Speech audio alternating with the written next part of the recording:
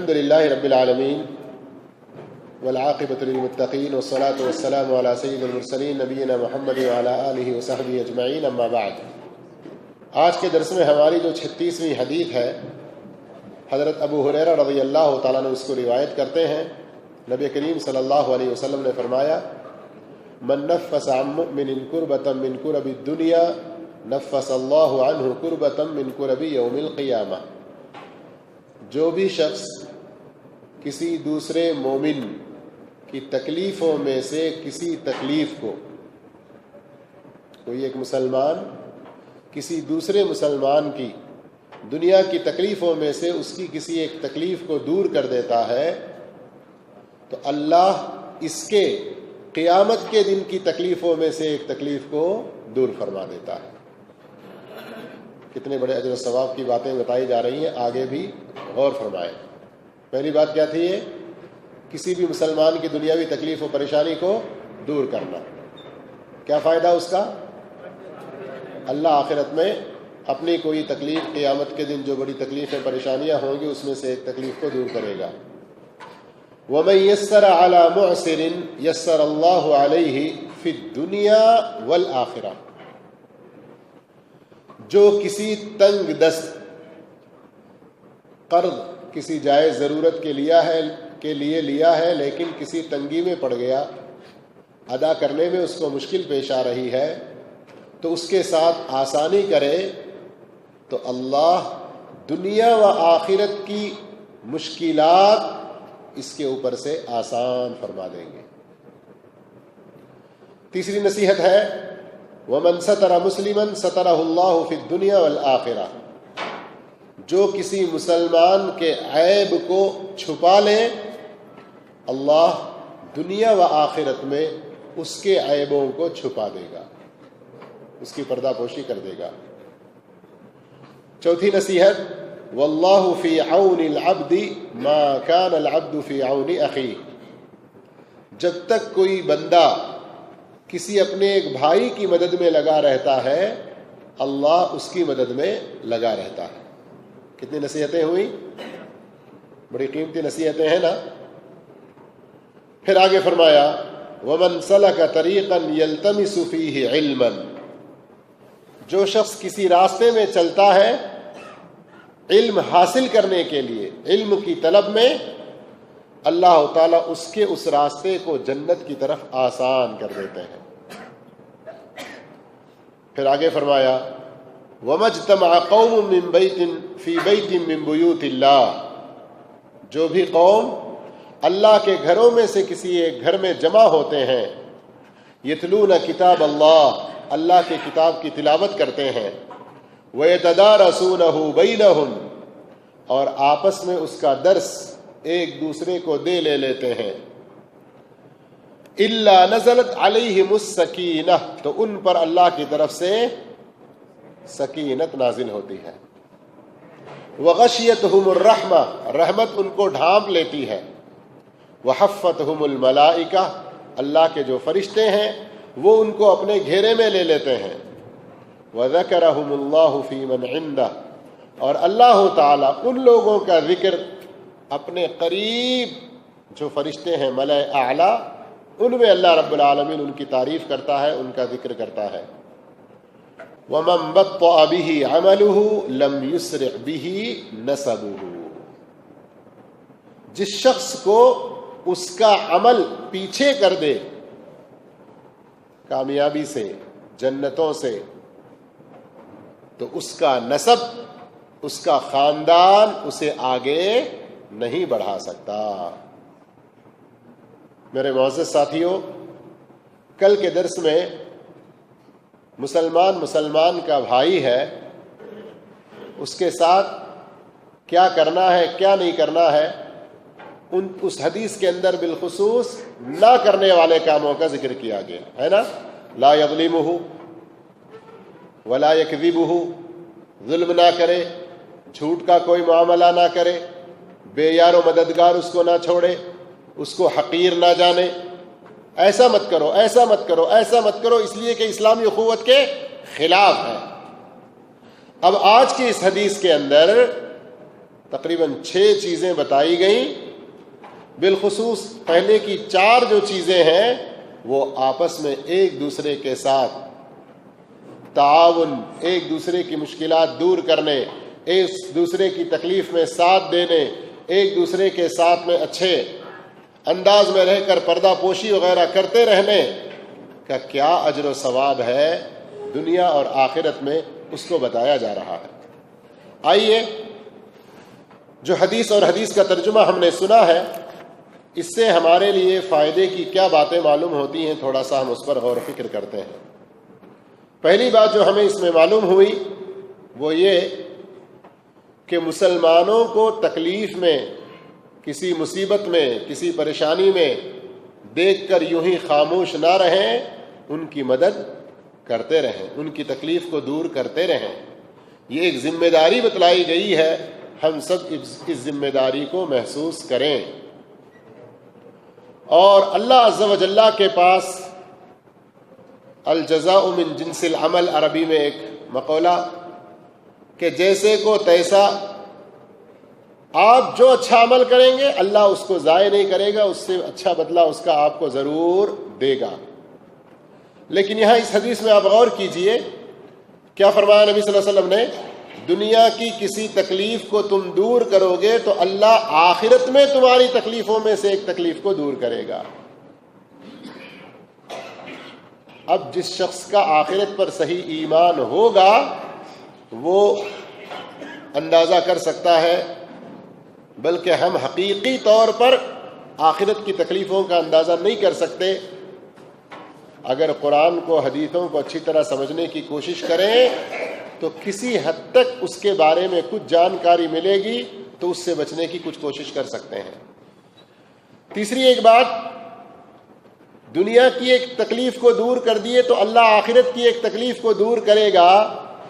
تو دنیا کی تکلیف آخرت کی تکلیف کے مقابلے میں کچھ بھی نہیں ہے، اس لیے کہ وہ مشہور حدیث ہے نا مسلم شریف میں ہی، ایک وہ آدمی جس نے دنیا میں راحت اور سکون نام کی چیز بالکل نہیں دیکھا، لیکن ایمان پر اور نیک عمل کی زندگی بسر کرتا ہوا رہا، جب اللہ صرف اس کو یوں ایک مرتبہ جنت کا نظارہ کروا کے نکال لیں گے، دیر تک نہیں رہے گا اس میں، صرف ایک بار یوں داخل کر کے نکال دیں گے، اس کا نظارہ کر کے پوچھیں گے کیا دنیا میں تو نے کوئی تکلیف، کوئی مصیبت و پریشانی دیکھی؟ تو وہ کہے گا کہ میں تو دنیا میں کبھی کوئی تکلیف دیکھا ہی نہیں. یعنی جنت کی نعمتوں کے مقابلے میں دنیا کی تکلیف ایمان والے کو کچھ بھی نہیں ہے. اب ذرا اس کے برعکس اسی حدیث کے اندر ایک دوسرا وہ آدمی جس نے دنیا میں ذرا بھی کوئی تکلیف محسوس نہیں کی، بڑی راحت کی خوشحال زندگی وہ گزارتا رہا، لیکن کیا تھا؟ بے ایمان، بد عمل، نیکوکار نہیں تھا. اللہ اس کو صرف ایک مرتبہ جہنم میں جھونکا دے کے نکال لیں گے. پوچھیں گے دنیا میں تو نے کوئی راحت دیکھی تھی؟ تو وہ کہے گا میں تو دنیا میں ایک پل کے لیے کبھی کوئی چین و سکون، راحت تو میں نے پایا ہی نہیں. یعنی آخرت کے صرف جہنم کے ایک منظر کو، جہنم کے اندر ایک مرتبہ یوں داخل ہو کے نکلے، ایک جھونکا اس کو دیا جائے، وہ دنیا کی ساری راحتوں کو بھول جاتا ہے. تو میں بتانا یہ چاہ رہا ہوں کہ اللہ کے نبی صلی اللہ علیہ وسلم نے جو صرف الفاظ استعمال کیے نا، صرف ان الفاظ پر نہ دیکھیں، آپ ان پر ہی غور نہ کریں، اس کے اندر جو معانی مفہوم ہے اور دونوں زندگیوں کے اندر جو بہت بڑا فرق ہے اس دنیا اور اس آخرت میں، اس فرق کے اعتبار سے اس چیز کو محسوس کریں. ارے میں اس کی کام آیا تو مجھے کیا ملے گا؟ بہت سے لوگ ہم ایسے کہتے ہیں، جائے ذرا مر جائے بھاڑ میں جائے، مجھے کیا کرنا ہے. کہتے ہیں کہ نہیں ہم لوگ، ایک بعض دفعہ کسی کی مدد کرنا، کسی کے ساتھ، کسی کا کچھ ساتھ دینا، کسی کی تکلیف دور کرنا، اس کو ہم بہت ہلکا سمجھتے ہیں. لیکن اگر آخرت کی ہم اپنی تکلیف کو یاد کریں اور وہاں کی تکلیف و پریشانیوں کو اللہ رب العالمین اس لیے دور کرے کہ دنیا میں ہم نے کسی پر سے تکلیف کو ہٹا دیا تھا، کوئی مصیبت میں تھا تو اس کو اس مصیبت سے ہم نے چھڑوایا تھا، تو اس کے بدلے اللہ آخرت کی ہماری تکلیف کو دور کرے گا، تو یہ بہت بڑی نعمت ہے میرے بھائیوں۔ ایسا نیک جذبہ رکھ کے مسلمانوں کے ساتھ، مومنوں کے ساتھ ایسے خیر کے کاموں میں آگے بڑھتے رہنا چاہیے۔ اس کے بعد اللہ کے نبی صلی اللہ علیہ وسلم نے دوسری جو خوبی بیان فرمائی وہ یہ کہ کسی تنگ دست کو اس پر آسانیاں کرنا۔ اب اس کو لمبی تفصیل میں جائیں گے تو کئی سارے مسئلے اس کے اندر نکلیں گے۔ یہاں معسر سے مراد، تنگ دست سے مراد وہ آدمی جو کسی اپنی جائز ضرورت کے لیے کوئی قرض لیا ہے، ادا کرنے کی خواہش اس کو ہے، لیکن اس کی کمائی اتنی نہیں ہو رہی ہے کہ کچھ بچا کے قرض بھی ادا کر سکے۔ تو اب کسی ایسے تنگ دست کو ہم دیکھیں، یا تو وہ ہم سے قرض لیا ہے اور واقعتاً وہ مجبور ہے، تو اب ہم اس کے ساتھ کیا رویہ اختیار کریں؟ اس کے اندر کئی درجات ہیں، کئی پہلو ہیں۔ نمبر 1، اس کو اور زیادہ مہلت دے دیں۔ کیا دے دیں؟ 1 مہینے کی مدت پر قرض آپ نے دیا تھا، چلیے بھائی آپ پریشان نہ ہوں، آپ منہ چھپا کے پھر رہے ہیں، کیوں سلام بھی نہیں کر رہے ہیں، کیوں آنا جانا نہیں ہے، ایسا سب مت سمجھیں۔ آپ کے ساتھ جب آسانی ہو دے دیں، کھلی چھوٹ دی، یا چلیے 1 مہینے کی اور مہلت میں دیتا ہوں آپ کو، اس طرح کہہ دیا، یہ بھی ایک طرح کی آسانی ہے۔ یا ایک شکل اس کی آسانی کی یہ ہے، 1000 ریال آپ سے لیا تھا وہ مثال کے طور پر، آپ کہیں 500 میں معاف کر دیتا ہوں، چلیے مجھے 500 ہی واپس کر دینا، یہ بھی ایک شکل ہے۔ تیسری اس کی شکل یہ ہے کہ آپ مکمل طور پر اس کو معاف کر دیں، اس سے نہ لیں۔ اور یاد رکھیں، ایسا بھی کوئی کرتا ہے؟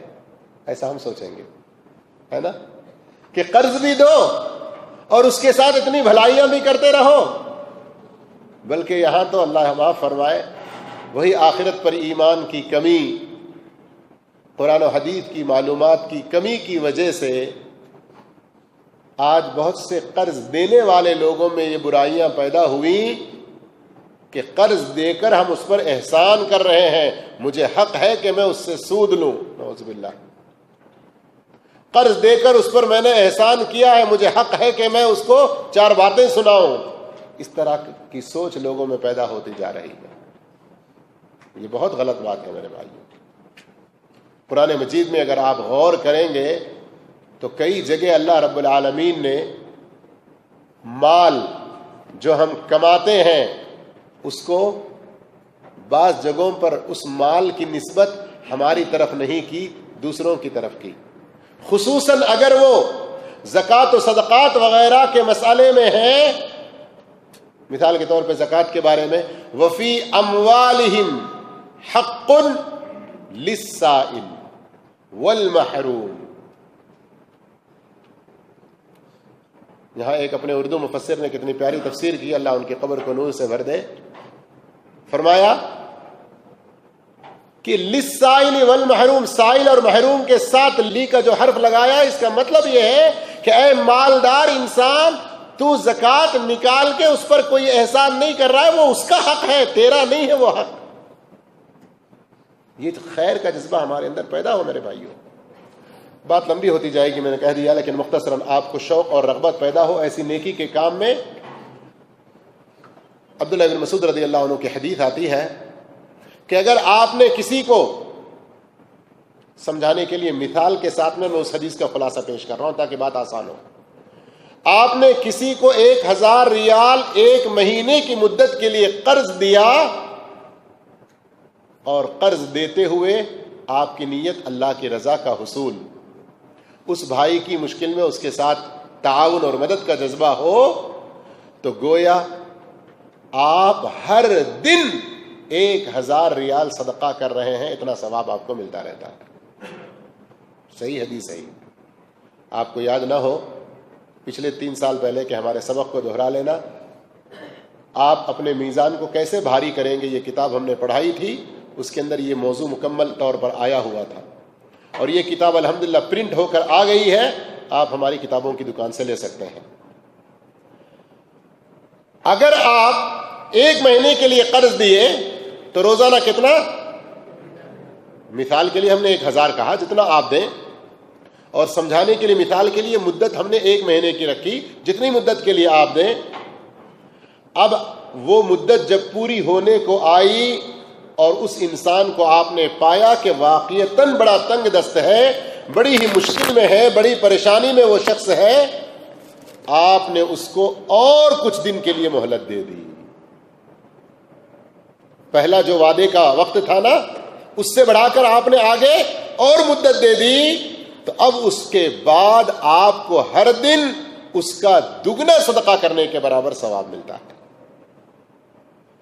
اگر آپ کسی قرض دار کو مہلت دیتے ہیں یا اس کا قرض معاف کرتے ہیں، تو جیسے اللہ کے رسول صلی اللہ علیہ وسلم کی حدیث ترمذی میں ہے، من انظر معسرا، جو کسی تنگ دست کو اور زیادہ مہلت دے دے، او وضع له، یا اس کا قرض بالکل اس سے اتار دے، کہہ دے کہ میں نے تجھے معاف کر دیا، اظلہ اللہ یوم القیامت تحت ظل عرشہ یوم لا ظل الا ظلہ، تو اللہ رب العالمین اس کو قیامت کے دن اپنے عرش کے سائے میں جگہ دیں گے، اس دن جس دن عرش کے سائے کے علاوہ کوئی اور سایہ نہیں ہوگا۔ اللہ اکبر۔ لیکن ایک آخری بات یہ بھی بتاتا چلوں، ارے آج تو مولوی صاحب تنگ دستوں کو بڑی مہلت دینے کی بات کیے ہیں، تو قرض لیے ہوئے لوگ اپنا ایمان اور اپنی نیتیں خراب نہ کر لیں۔ اب جب وقت آ جائے آپ کسی سے قرضہ لیے، اب جس نے آپ کو قرض دیا وہ آ کر مطالبہ کرے تو کہ ارے اس دن آپ نے درس نہیں سنا، کتنی بڑی فضیلت ہے، آپ کے لیے اجر و ثواب ہے، مجھے اور 1 مہینے کی مہلت دے دیں۔ ایسا نہ کریں۔ صحیح بخاری کی حدیث ہے، مطل الغنی ظلم، جس نے قرض لیا دینے کی طاقت رکھتا ہے پھر بھی اس سے نہ پوچھیں، پھر بھی اس کو ڈھیل دیتے جائیں، تو یہ بھی اس ظلم ہے ایک طرح کا۔ تو طاقت رہ کر بھی اگر دینے میں آپ دیر کر رہے ہیں تو آپ ظالم بنیں گے۔ اب یہ ظالم کیسے بنیں گے، اس کی بھی متعدد شکلیں ہو سکتی ہیں، لمبا وقت ہو جائے گا، لیکن ایک بات میں سمجھا کہ آگے بڑھتا ہوں ایک مثال کے ذریعے۔ مثال، میں نے ان سے 1 مہینے کی مدت پہ قرضہ لے لیا، مہینہ گزر گیا، 1.5 مہینہ گزر گیا، 2 مہینہ گزر گیا، کل کے دن اب ان کے دل میں بات کیا آئے گی، ارے یہ اتنے نمازی، اتنے اچھے دین والے انسان سمجھ کر ان کو میں نے قرضہ دیا ہے، اب یہ اتنا ٹالتے جا رہا ہے، کل سے میں کسی کو بھی قرضہ نہیں دوں گا۔ اللہ نہ کرے اگر ایسا ٹان لیا انہوں نے، اور پھر پرسوں والے دن ان کے پاس کوئی محتاج آ گیا، بھائی ذرا مجھے کچھ قرض چاہیے، کہ نہیں آج کا زمانہ بڑا خراب ہے، لوگ قرض کے نام پہ لیتے ہیں، کوئی دیتا ہی نہیں ہے، میں کسی کو نہیں دوں گا۔ ایک طرح سے وہ غلطی کر رہے ہیں، لیکن اس غلطی کا سبب کون ہے؟ پہلا جس نے قرض لے کر طاقت رکھنے کے باوجود نہیں دیا ہے، تو اس گناہ میں یہ انسان بھی شریک ہوگا، اس کی وجہ سے وہ ایسے نیک کام میں پیچھے ہو رہے ہیں۔ سمجھ میں آ رہی بات؟ میں یہ کہنا چاہتا ہوں کہ ہم خیر کے کام میں آگے بڑھیں، شر کو، برائی کو روکنے کی کوشش کریں، لیکن دینے کے ٹائم پہ بات آئی تو مشکلات اور پریشانیوں کا سامنا اور پریشانیاں دکھاتے پھریں، لینے کی جب بات آئی تو پھر بڑی خوشی خوشی آگے بڑھیں، یہ اچھی بات نہیں ہے۔ ایک مسلمان دوسرے مسلمان کے ساتھ جس اچھے معاملے اور برتاؤ اور اخلاق اور اچھے سلوک کا مظاہرہ کرنا چاہیے، اس میں ایک ہے مسلمانوں کے عیوب کو چھپانا۔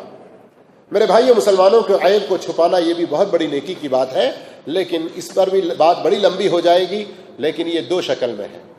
ایک، کسی آدمی سے اچھا بھلا آدمی نظر آ رہا ہے لیکن اس سے کوئی غلطی ہو گئی، کوئی غلطی اس سے ہو گئی، اور حالات آپ کو ایسے بتلاتے ہیں کہ نہیں اس سے بیچارے کبھی کچھ چوک ہو گئی، کچھ غلطی ہو گئی، اس کو پھر وہ شرمندگی کا احساس بھی ہوگا، وہ توبہ بھی کرے گا، تو آپ نے جو اس کی غلطی کو دیکھا اس کو کسی اور کے سامنے نہ بیان کریں، چھپا کے رکھیں، تو اللہ آپ کی بہت سی غلطیوں، آپ کے بہت سے عیوب کے اوپر پردہ ڈالے گا، دنیا میں بھی اور آخرت میں بھی۔ لیکن کچھ لوگ ہوتے ہیں نعوذ باللہ، جن کے اخلاق ہی اتنے بگڑے ہوتے ہیں کہ اگر آپ چھپائیں تو اور زیادہ سرکشی پر آمادہ ہو جائے، آپ اگر چھپائیں تو ان کی برائی اور زیادہ ہونے لگے، تو پھر ذمہ داروں تک بات کو پہنچانا، کوئی لڑکا ہے تو اس کے باپ کو خبر دینا، کوئی شاگرد ہے تو اس کے استاد کو بتلانا، کسی گاؤں کا، کسی پنچایت، کسی جگہ کا کوئی ہے تو اس سے بڑے کسی ایسے ذمہ دار کو بتانا جو اس کی اصلاح کر سکے، یہ ضروری ہے۔ مطلب یہ ہے کہ آپ کسی کے عیب کو صرف اس کی بدنامی اور برائی میں اس کی شہرت کے حوالے سے آپ پھیلاتے چلے جائیں، لوگوں کے سامنے وہ ذلیل ہوتا چلا جائے، اس اعتبار سے آپ عیوب کو پھیلانا شروع کریں، یہ بہت بڑی برائی ہے۔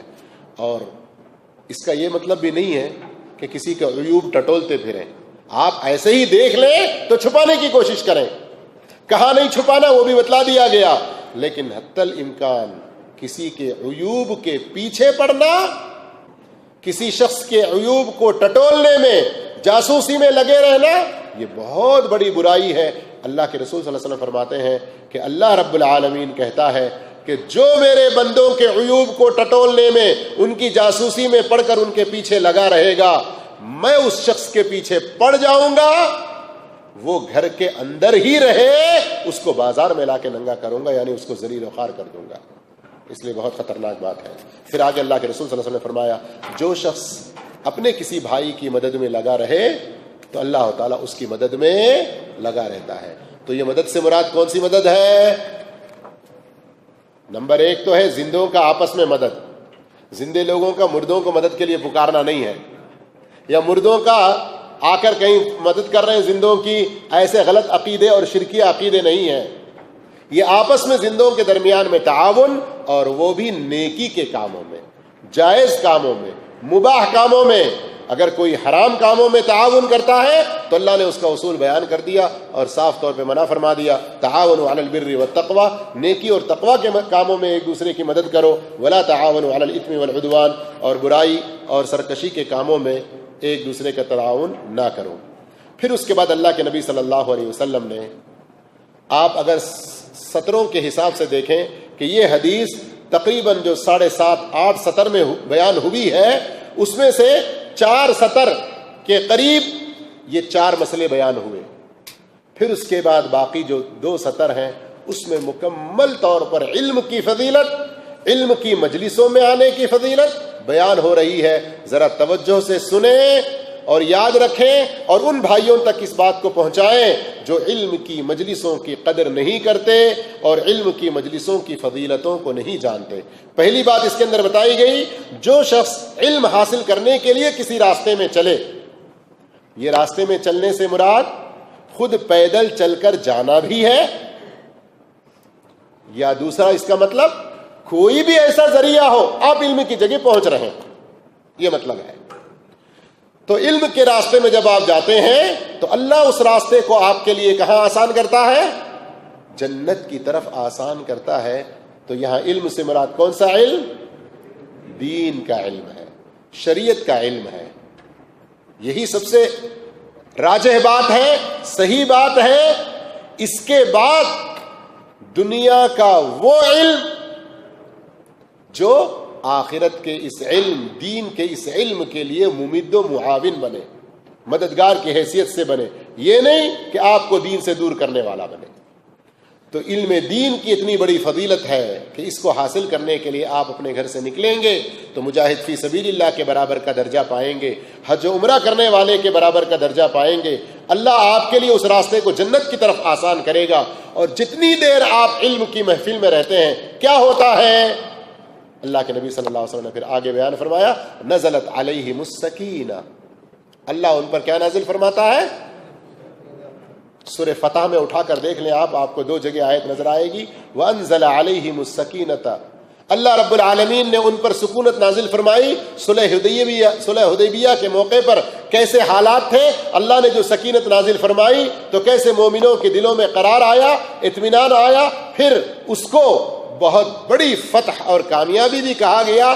وہ کیسے، وہ تفصیل آپ وہاں دیکھیں۔ مختصراً یہ کہ علم کی محفلوں میں بیٹھنے سے ہی انسان کے ایمان میں اضافہ ہوتا ہے، نیک اعمال کی طرف رغبت بڑھتی ہے، اس طرح انسان کو ایک ایسی سکینت نصیب ہوتی ہے کہ دنیا کی بہت ساری مصیبتوں، پریشانیوں، الجھنوں اور بہت کچھ تھکا دینے والے کاموں سے بھی انسان بڑی راحت اور سکون محسوس کرتا ہے اگر واقعتاً علم کی محبت میں وہ یہاں بیٹھا رہتا ہے۔ دوسرا فائدہ یہ بیان کیا کہ رحمت ان کو ڈھانپ لیتی ہے۔ جتنی دیر آپ علم کی محفل میں بیٹھے رہتے ہیں، دین کی محفل میں بیٹھے رہتے ہیں، قرآن و حدیث کی محفل میں بیٹھے رہتے ہیں، اللہ کی رحمت آپ کو ڈھانپ لیتی ہے، اور اللہ کے جو فرشتے ہیں وہ آپ کو اپنے گھیرے میں لیے ہوئے ہوتے ہیں۔ اللہ کے فرشتے آپ کو اپنے گھیرے میں لیے ہوئے ہوتے ہیں، اور اللہ تعالی آپ کا ذکر خیر کہاں کرتا ہے؟ ملأ اعلیٰ میں کرتا ہے، جیسا کہ اللہ کے رسول صلی اللہ علیہ وسلم کی ایک مشہور حدیث بھی ہے اس سلسلے میں کہ جو مجھے اپنے دل میں یاد کرے تو اس کو میں اپنے دل میں یاد کرتا ہوں، اور جو مجھے کسی بہتر مجلس میں یاد کرے تو اس سے زیادہ بہتر مجلس میں میں اس کو یاد کرتا ہوں۔ تو اس طرح سے اللہ رب العالمین کی طرف سے یہ فائدہ ملتا ہے۔ آخر میں ایک بہت بڑی اہم نصیحت کی گئی، وہ کیا نصیحت ہے؟ جس شخص کو اس کا ایمان و عمل کامیابیوں میں جنتوں کی طرف آگے نہ بڑھا سکے تو اس کا نسب اسے آگے نہیں بڑھا سکتا۔ اتنی صاف اور واضح حدیث ہے، اور قرآن میں بھی اللہ رب العالمین نے فرما دیا یا ایھا الناس انا خلقناکم من ذکر و انثی، اے لوگو ہم نے تم کو ایک مرد و عورت سے پیدا کیا ہے، وجعلناکم شعوبا و قبائل، پھر تم کو مختلف خاندان اور قبیلوں میں بانٹ دیا، ان اکرمکم عند اللہ اتقاکم، تم میں سب سے زیادہ عزت والا، بزرگ اور شان والا وہ ہے جو زیادہ تقوی اختیار کر کے نیکی پہ زندگی اپنی گزارتے ہوئے برائیوں سے بچ کر اللہ رب العالمین سے ڈر کے زندگی گزارے، وہی سب سے زیادہ عزت والا ہے۔ لیکن آج بھی کتنے ہم میں سے لوگ ہیں خود نیک عمل میں آگے نہیں بڑھتے، اپنے خاندان پہ بڑے فخر کرتے ہوئے اپنے آپ کو بہت کچھ سمجھ بیٹھتے ہیں، اور بعض ہمارے معاشرے میں کچھ ایسے افراد ہیں جو اپنے قبیلے کو، اپنے خاندان کو، اپنے ذات کو، اپنے پات کو اور اپنے کس چیز کو بہت بڑی سمجھ کر ارے میں تو فلاں خاندان کا ہوں بڑے فخر سے کہتے ہیں۔ تو انہیں سوچ لینا چاہیے کہ ایمان اور نیک عمل اگر نہیں ہے کوئی خاندان کسی کو کچھ فائدہ دینے والا نہیں ہے۔ ابو لہب کس خاندان کا تھا؟ سید تھا نہیں تھا، یعنی اللہ کے رسول صلی اللہ علیہ وسلم کا سگا چچا ہے نا، لیکن ہمیشہ اس کی بربادی اور اس کی برائی اور اس کے جہنمی ہونے کی بارے میں سورت پوری اس کی زندگی میں نازل ہوئی۔ سورت نازل ہونے کے بعد بھی 8-9 سال 10 سال تک زندہ رہا اور یہ وعیدیں سنتا رہا، کبھی اس کو توفیق نہیں ہوئی۔ میرے بھائیوں، خاندان کسی کو کچھ ساتھ نہیں دے گا، خاندان کسی کو کچھ ساتھ نہیں دے گا اگر انسان کا اپنا نیک عمل، انسان کا اپنا ایمان درست نہ ہو۔ اس لیے اس حدیث کو رسول اللہ صلی اللہ علیہ وسلم نے آپس میں مسلمانوں کے درمیان میں کیسا تعاون ہونا چاہیے 4 طریقوں سے سمجھانے کے بعد علم کی اہمیت و فضیلت کو بتلاتے ہیں، اور پھر علم کے ذریعے ہی ایمان کی ترقی ہوتی ہے، علم کے ذریعے ہی اعمال میں سدھار پیدا ہوتا ہے۔ لیکن اگر کوئی خاندان کے اوپر فخر کر کے علم سے دور رہے، ایمان و عمل سے دور رہے تو وہ بہت بڑے خسارے میں ہوگا۔ اللہ ایسے خسارے سے ہم سب کو بچائے۔ مسلم شریف کی یہ حدیث جو آج ہم نے سنی ہے ہمارے لیے بڑی قابل عمل ہے۔ اللہ تعالیٰ اس میں کی ہر نصیحت پر ہمیں عمل کرنے کی توفیق عطا فرمائے، اور علم کے لیے ہر طرح کی قربانیاں دیتے ہوئے آگے بڑھتے رہنے کی توفیق عطا فرمائے۔ والسلام علیکم ورحمۃ اللہ وبرکاتہ۔